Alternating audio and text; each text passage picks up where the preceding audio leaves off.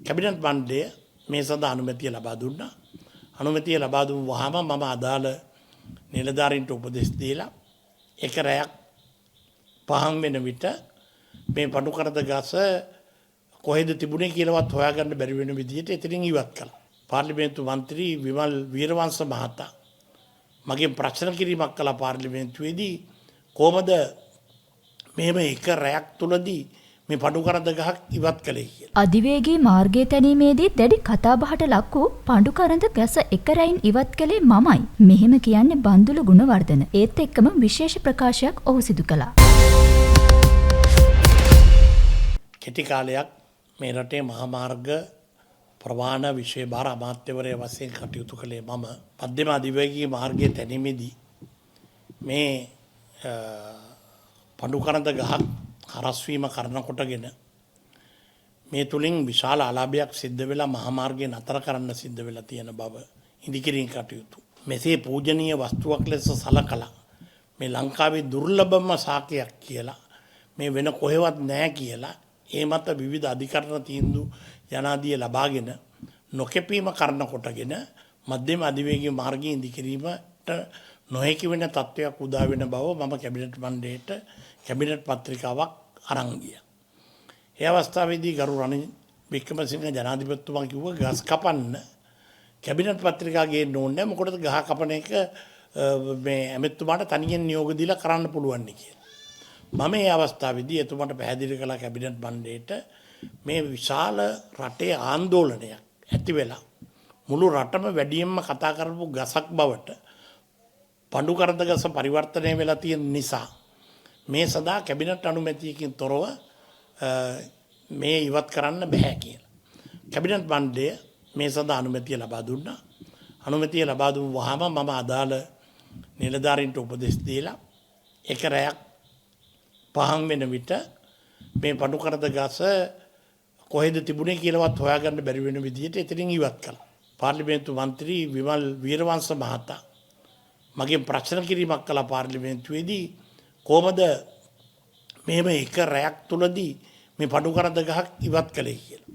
මම ඒ සඳහා කෙටි උත්තරයක් දුන්නා. මෙය ලංකාවේ රාජ්‍ය නිලධාරීන්ගේ කාර්යක්ෂමතාවය පිළිබඳ උදාහරණයක් කියලා.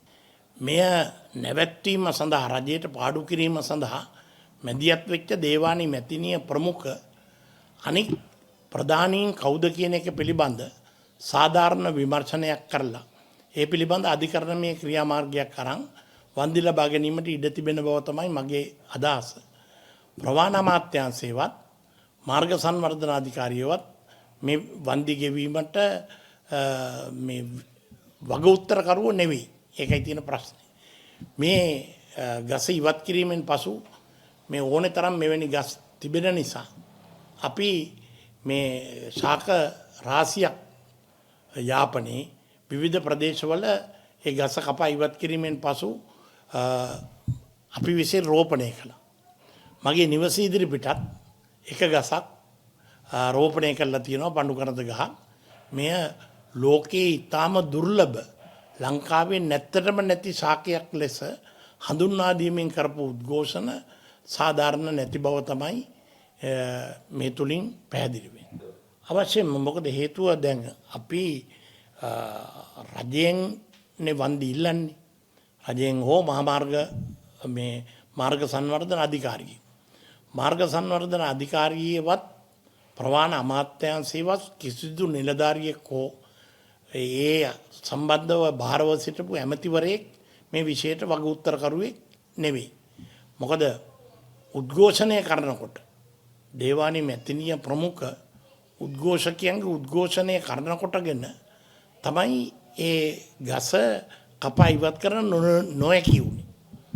ඒ නොහැකි වීම තුළින් වන්දි ගෙවීමේ කටයුත්ත මේ රටේ බදු ගෙවන මහජනයා විසින් කිරීම සාධාරණද කියන ප්‍රශ්නය මගේ ළඟ තිබෙනවා.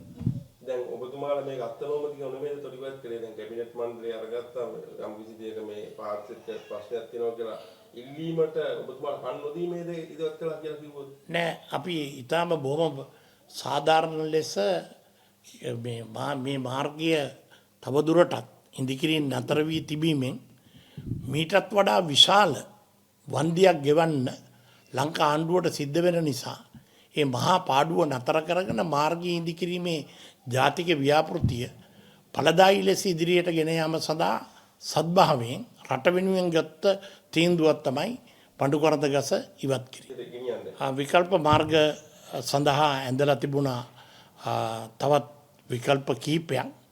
ඒ සඳහා මීට අතිරේකව කෝටි ප්‍රකෝටි සංඛ්‍යාත පිරිවැයක් දරන්න වෙනවා අධිවේගී මාර්ගයක් බොහෝ දුරට කෙලින්ම යන මාර්ග ඒව හරස් කල්ලි වෙලා වෙන පාරකින් ගන්න ගියාම ඒ සඳහා දරිය යුතු වන පිරිවැය අසාමාන්‍ය එකක්. ඒක රටට දරන්න අමාරු පිරිවැයක්.